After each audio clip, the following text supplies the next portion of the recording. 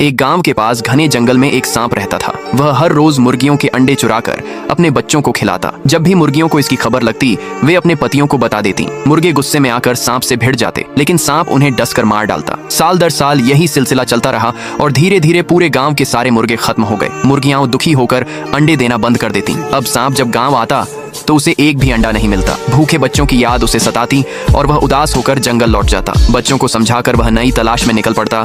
रास्ते में उसे एक दूसरा सांप मिला जो पेड़ों पर चढ़कर पक्षियों के अंडे चुराता था। उसने यह तरीका सिखाया। सांप को उम्मीद की किरण दिखी। अब वह डालियों पर चढ़कर चिड़ियों के घोंसलों से अंडे चुराने लगा। उसके बच्चे फिर से खाने लगे, लेकिन चिड़ियां हर रोज रोने लगीं। कुछ दिन बाद एक शान से उड़ता हुआ बाज जंगल में आया। उसने एक ऊंचे पेड़ पर घोंसला बनाया और उसमें 5 अंडे दिए। बाज जब भोजन की तलाश में गया, सांप ने मौका पाकर एक अंडा चुरा लिया। लौटकर बाज ने देखा तो उसे शक हुआ। अगले दिन वह छुपकर घोंसले की रखवाली करने लगा। जैसे ही सांप फिर से आया, बाज गुस्से से झपटा और सांप को पकड़कर आसमान में ऊंचा ले गया, फिर नीचे पत्थरों पर गिरा दिया। सांप बुरी तरह घायल होकर तड़पने लगा और अपने बच्चों के पास गिरा। बच्चे डर से कांप उठे, आंसू बहाए और अपनी माँ को वहीं दफना दिया। तभी बाज उनके सामने आया और सच बताया कि चोरी का नतीजा हमेशा बुरा होता है। बच्चों का दिल टूट गया, लेकिन उन्होंने उस दिन से एक नया रास्ता चुना। अब वे खुद मेहनत करके अपना भोजन ढूंढने लगे और जो भी मिलता आपस में बांटकर खाने लगे। तो दोस्तों, बाज के लिए एक लाइक और सब्सक्राइब तो बनता है।